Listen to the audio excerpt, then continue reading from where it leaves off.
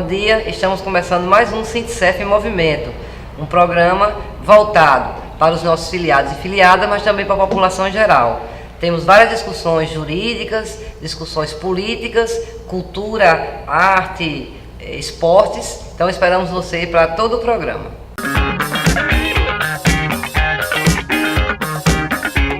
Agora aqui com o Valério Fonseca, nosso assessor político. Bom dia, Valério, mais uma vez. Bom dia.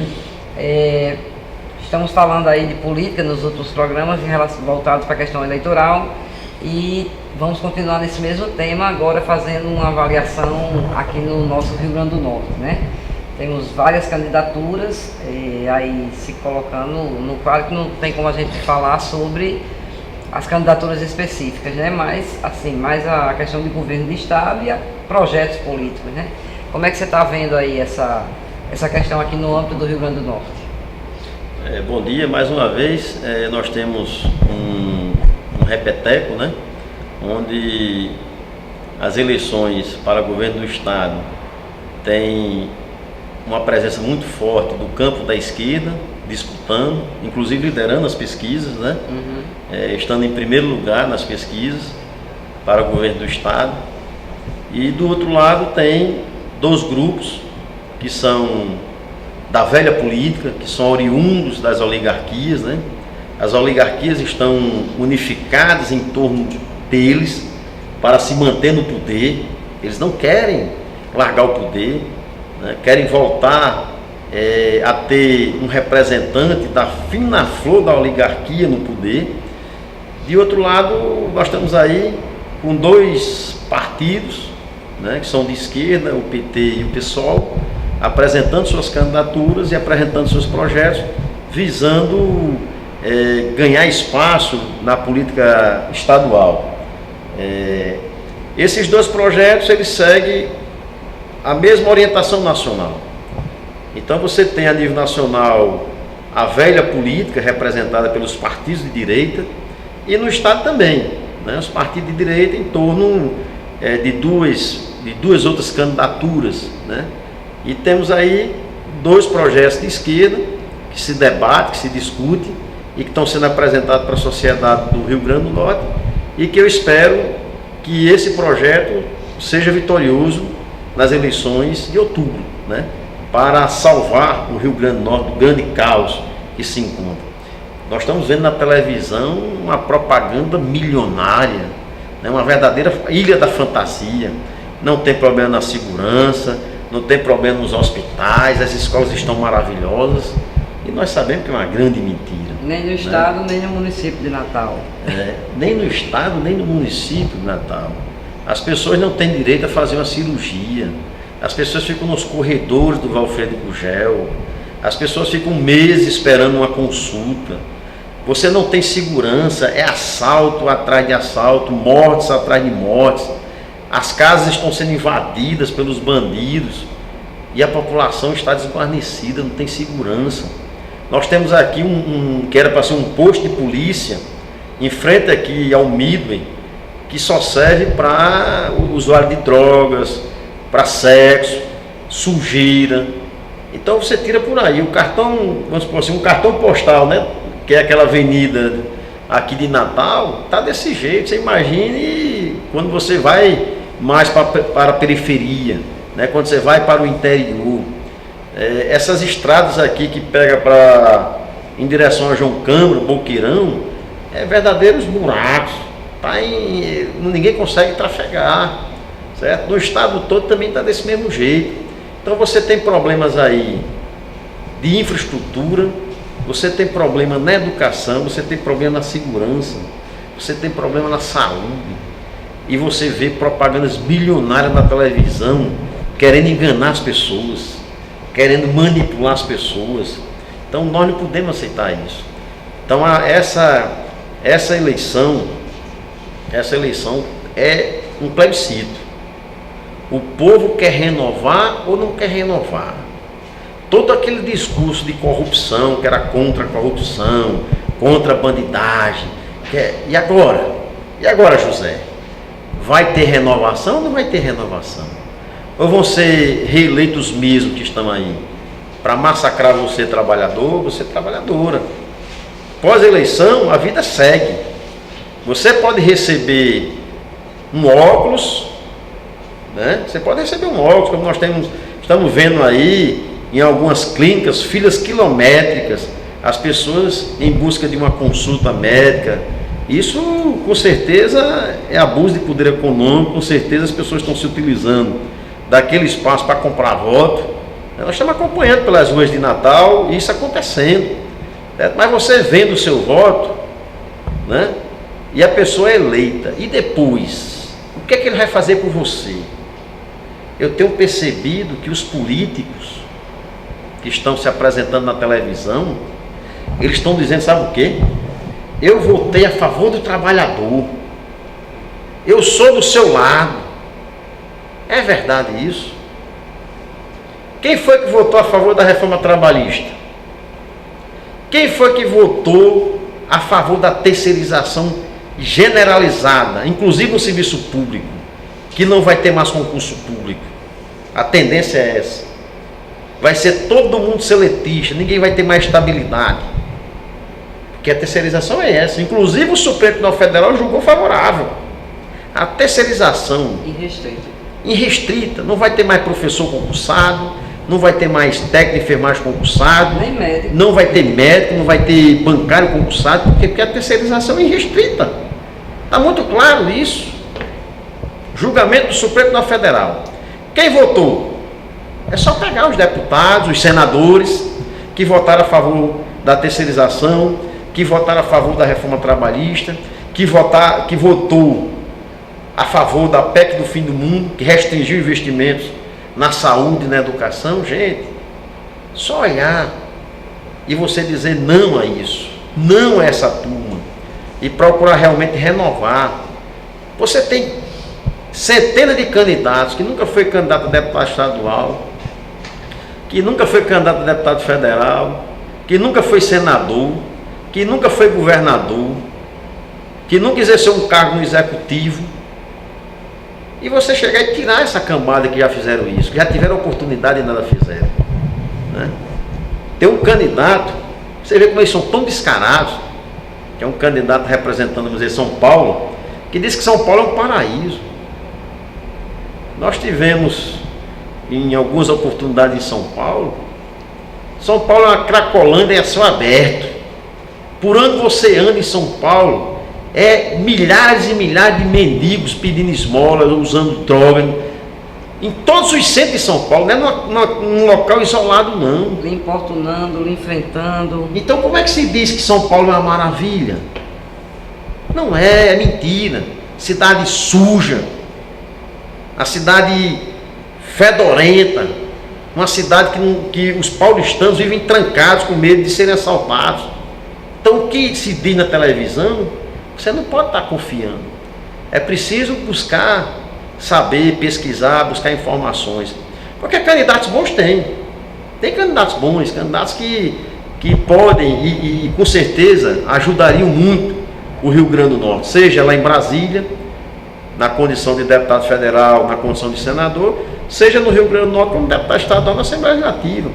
Agora nós precisaríamos acabar com essa camarilha, acabar com essa profissão de político. Aqueles que estão ali, tem gente que está na Assembleia há 10 mandatos. Há 10 mandatos na Assembleia Legislativa. Tem lógica isso? Ele diz, eu sou médico, mas nunca exerceu a profissão de médico. Eu sou advogado, mas nunca exerceu a profissão de advogado. Então é preciso mudar isso. Política não é profissão. Valério, política... Eu queria explorar um outro aspecto dessa questão do quadro estadual. Por exemplo, você vê uma candidatura, né, de esquerda que está liderando todas as pesquisas desde o início, né, e continua liderando. E você vê que, controvertidamente a isso, quem está à frente nas pesquisas, por exemplo, para deputado estadual, que seria quem daria o suporte ao governo, você vê os velhos candidatos, as velhas candidatas despontando nas pesquisas. Da mesma forma, você vê um quadro, tudo bem, um pouco confuso a nível nacional, né? Mas com uma certa liderança de alguns candidatos, enquanto que os candidatos despontando nos estados não são dos mesmos partidos, né? Como é que você avalia o que é que passa na cabeça das pessoas, dos eleitores, que ele quer um governador A e um deputado estadual B? Como é que ele acha que vai funcionar isso? Assim, eu queria que você fizesse uma análise disso, colocando a importância de você escolher A com A e B com B, né? Não ler com crer. Isso faz parte, é uma boa observação essa, mas isso é parte de um processo de alienação, né? A sociedade brasileira, uma parte dela, vive num processo de alienação. O que é esse processo de alienação? Ela não se sente como parte da classe trabalhadora. Ela acha que ela é burguesia. Isso só acontece no segmento da classe trabalhadora. A classe trabalhadora tem essa desorientação. Ela vota em um candidato para governo da esquerda e no candidato a deputado estadual vota na direita. Mas as elites, o latifúndio, o agronegócio, os banqueiros, o sistema financeiro, a grande indústria, todo esse segmento, quando vota, só vota na direita, de cabo a rabo. É A com A. A com A. Não tem esse negócio dele votar, eu vou votar num senador da direita e num deputado federal. Não, não tem isso. O que existe é, no seio da classe trabalhadora, trabalhador votando na direita.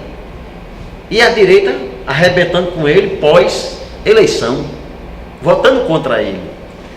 E o mais interessante que eu tive observando, né, só para retomar essa questão aí, eu tive observando, os candidatos da direita, eles estão fazendo questão de dizer que votaram a favor do trabalhador.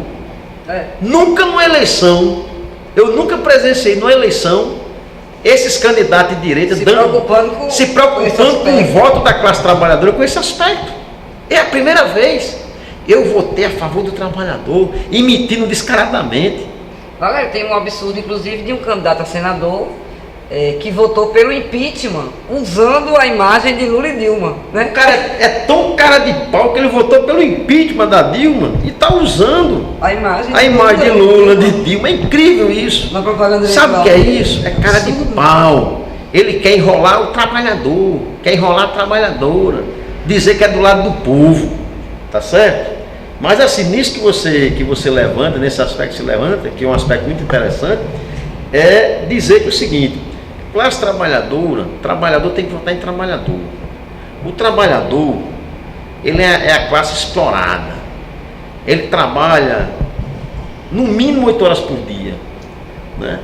Inclusive eu me coloco como advogado, como classe trabalhadora, que chega a trabalhar 15 horas por dia. Isso é exploração. Aí você tem que trabalhar para você ganhar o pão de cada dia, certo? Mas nós somos classe trabalhadora. Quem não é classe trabalhadora não precisa fazer isso, se submeter a uma jornada estafante como essa, tá certo? O cara que é das elites, ele não trabalha dessa forma. Ele não tem um dia estafante como esse. Ele tem várias pessoas trabalhando para ele. Tá certo? Ele só quer o resultado no final do mês. Então o trabalhador tem que entender que ele tem que votar em trabalhador, ele não pode votar na burguesia, nas elites, nos empresários. Os empresários, ele só vai visar os interesses dos empresários. Quando ele chegar no Congresso Nacional, o que é que ele vai fazer? Vou dar um exemplo. Um usineiro, ou um ex-usineiro, juntamente com um representante de uma grande construtora, que é uma chapa que tem para o Senado, dono de shops, né? Você acha que esse senador, ao ser eleito, ele vai votar algum projeto em benefício do trabalhador? Você acredita nisso? Redução da carga horária de trabalho. Nunca. Ele vai querer que aumente de 8 para 12 horas por dia, para ele poder ter trabalhadores pagando menos. O salário mínimo vinha aumentando, não vinha? Há 3 anos, antes do golpe, o salário mínimo vinha aumentando, não vinha? Aumentava 40, Política de valorização do salário mínimo. Política de valorização do salário mínimo, aumentava 40, 50 reais. Quanto é que está aumentando o salário mínimo agora? Aumentou em quanto nesses últimos 3 anos? Por quê? Porque eles não representam a classe trabalhadora. Eles representam os interesses do grande empresariado brasileiro, das elites brasileiras. Agora, as elites brasileiras, diferentemente da elite europeia, da elite americana, da elite dos países desenvolvidos, é uma elite reacionária. É uma elite que só quer para si. Ele não aceita que a população também, a maioria da população também tem um direito. Porque, inclusive, ao ter direito, ao ter mais dinheiro no bolso, ele vai poder consumir mais. Comprar roupa, comprar perfumes, comprar carro, que ele vende. Comprar o produto que o grande empresário, que o agronegócio tem e fornece. Então a elite brasileira é muito reacionária. E nós precisamos ter uma mudança nesse cenário nacional. Certo? Nós precisamos eleger um grande número de deputados ligados à classe trabalhadora para fazer a diferença no Congresso Nacional, para trazer mais benefícios e forçar inclusive essa mudança de pensamento que existe nas classes dominantes do Brasil, que não aceita distribuir renda, que é a grande saída para todos os países subdesenvolvidos, distribuição de renda. Aí assim, fechando essa questão de você escolher um governo A e um governo B e votar no candidato A. Então nós precisamos, se você vai votar num candidato de esquerda, você tem que votar no candidato de esquerda a presidente, a governador, a senador, a deputado federal, a deputado estadual. Se você vai votar num candidato de direita, você tem que votar no candidato de direita, a presidente, a governador, a senador, a deputado federal, porque ele precisa governar. Independentemente de quem chegar ao poder, ele tem que governar. E para ele poder governar bem, ele tem que ter 50% mais um, para não ter que estar loteando cargos, para não ter que estar fazendo a velha negociata, né? O toma lá da cá, a compra de voto. É preciso acabar com essa história do centrão. Esse centrão não tem só em Brasília, não. Esse centrão tem aqui na Assembleia Legislativa, tem na Câmara de Vereadores. Esse centrão é a cara da corrupção na política brasileira. E por que existe o centrão? Exatamente porque as pessoas são desnorteadas. Votam num candidato de direita e depois votam num de esquerda. Ou você vota nos seus candidatos tudo de direita, ou você vota nos seus candidatos tudo de esquerda. Porque aí quem ganhar, ganha com a maioria, para poder governar. E lá na frente não dizer, não governei porque a oposição criou obstáculo, não governei porque fui impedido de governar, tá certo? Então no dia da eleição, vote de forma consciente. Vote na sua governadora de esquerda, vote nos senadores de esquerda, vote nos deputados federais de esquerda e vote nos deputados estaduais de esquerda. Vamos deixar a direita para o passado. A direita tem que fazer parte da história como uma figura decorativa do passado.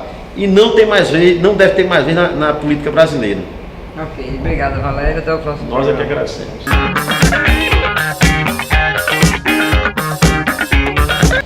E na nossa parte de advocacia civil, estamos aqui com o Dr. Leonardo, nosso assessor político na área civil.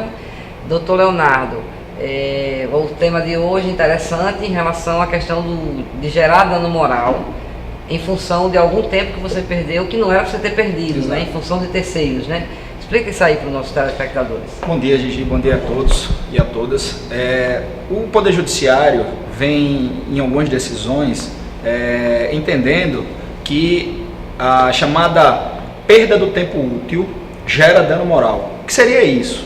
Seria o tempo que você perdeu para ir resolver uma demanda por um abuso de um prestador de serviço, de qualquer empresa, né, que levou você a perder um tempo que você não precisaria perder por um serviço mal prestado, por uma coisa que você não contratou e mesmo assim veio e isso lhe trouxe um transtorno que você precisa ir na empresa para cancelar, coisas dessa natureza que hoje em dia acontece demais, né? Serviços que você não contratou e mesmo assim a empresa habilitou o seu nome, exatamente, lhe cobra, e que você precisa se deslocar, você precisa às vezes ficar no telefone meia hora, 40 minutos para tentar cancelar aquele serviço que você às vezes não contratou, ou seja, resolver o problema que você não gerou, entendeu? Então, essa perda desse seu tempo útil, ou seja, você poderia estar focado, trabalhando, fazendo outra coisa, não haveria essa necessidade se a empresa tivesse agido corretamente.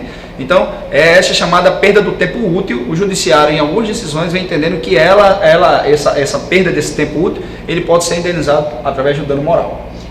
Tem alguma característica mais forte, assim, característica que eu quero dizer assim, alguma coisa que aponte nesse sentido?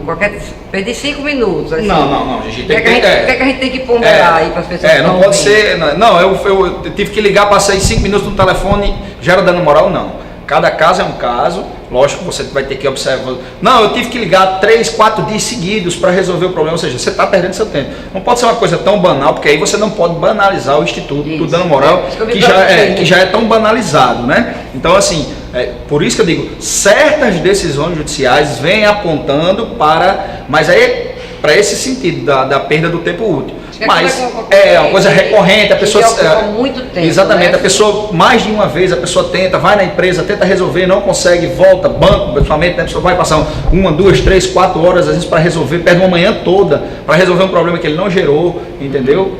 Então assim. Também não se aplica quando o tempo que você perde num banco, que a gente já falou nisso na outra vez, Exato. né? Essa questão do tempo de permanência no banco, quando é uma demanda sua, né? Exatamente. É quando não é uma demanda sua, mas que você é obrigado a se deslocar para tentar resolver. Então tem tudo bom senso, né, Gigi? Tudo é o bom senso, que o judiciário não vai simplesmente você diz, olha, eu passei aqui 1 hora no telefone, assim, lógico que tem que ter o bom senso, né? De ambas as partes, tanto da empresa como do consumidor. Ok. Obrigada, doutor Leonardo. Até o próximo programa.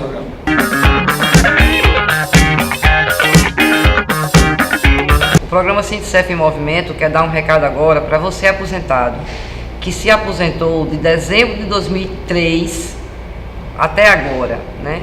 Vocês sabem que na greve de 2015 nós tivemos uma grande conquista, que foi retornar os 50 pontos perdidos da gratificação de desempenho, né? A GD, aí tem várias denominações, GD-PST para o pessoal da saúde, cada GD-PGPE para o geralzão, mas cada órgão tem sua especificidade. Então todo mundo que tem gratificação de desempenho, todos os órgãos têm, quando aposenta perde a metade. Então, companheiros e companheiras aposentados, você que se aposentou de dezembro de 2003 até agora, para ter essa conquista dessa perda recuperada no seu contra-cheque, que foi em 3 anos, 2017, 2018 e 2019, sempre no mês de janeiro, você tem que ir ao seu órgão assinar o termo de opção de recebê-la. Se você não for e já está para prescrever esse período que você pode fazer essa opção, você vai perder esse grande ganho que tivemos na greve de 2015.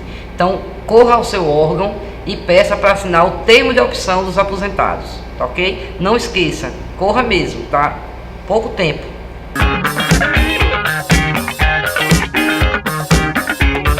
Bom dia, doutor Wagner, que é da nossa assessoria jurídica trabalhista. Doutor Wagner, nós temos um recado hoje, né? Vou contar aqui uma historinha rápida. Nós tivemos, no ano de 2017, uma ameaça feita pelo governo Temer, né, que mandou uma medida provisória cancelando o reajuste que estava prometido para alguns setores do Serviço Público Federal, que seria pago em 2018, né, isso no finalzinho de 2017.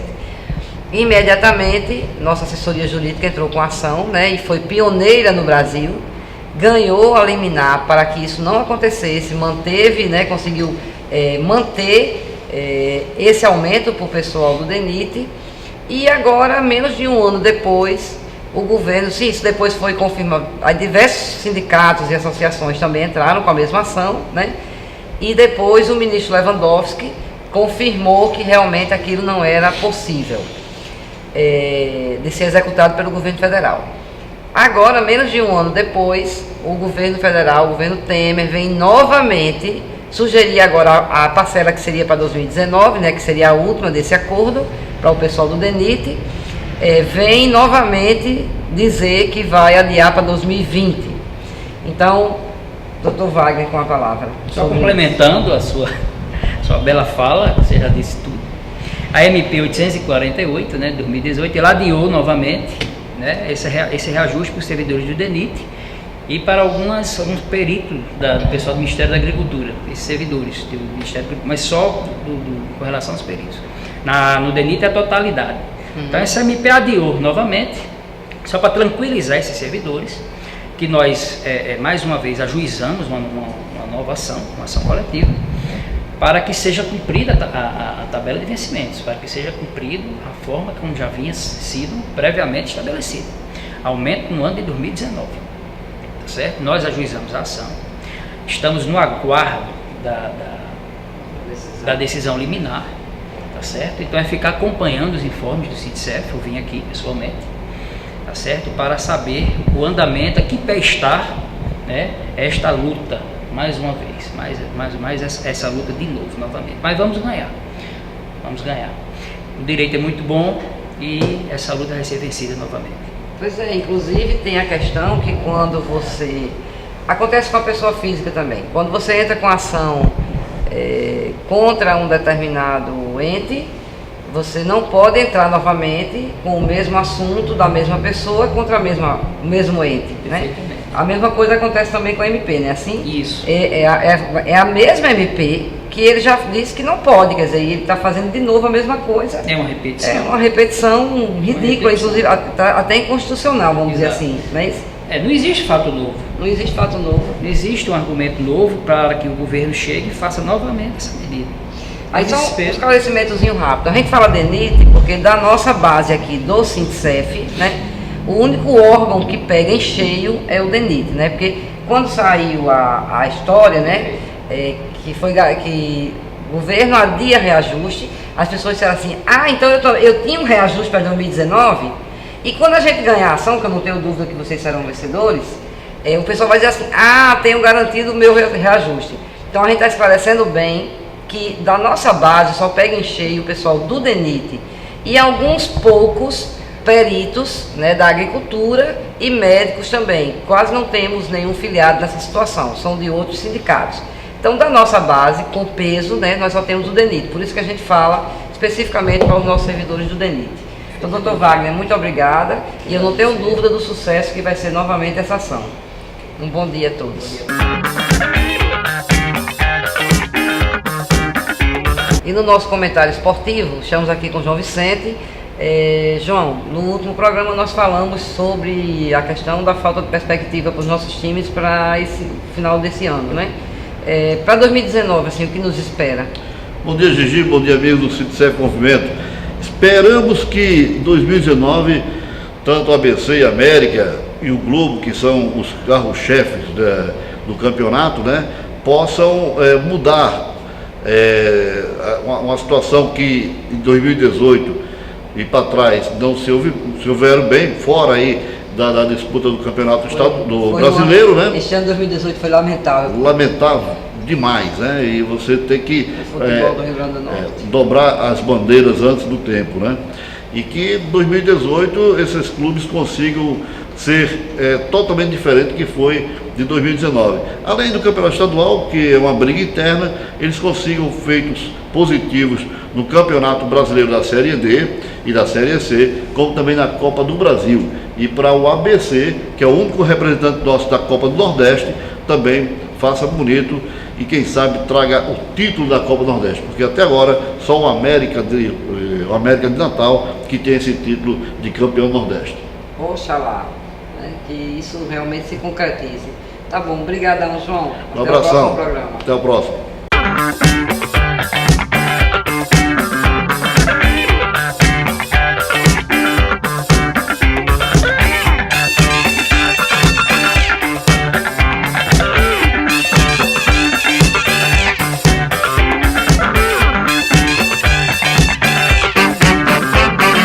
Chegamos ao fim de mais um programa SINDICEF em Movimento. Esperamos você no próximo sábado.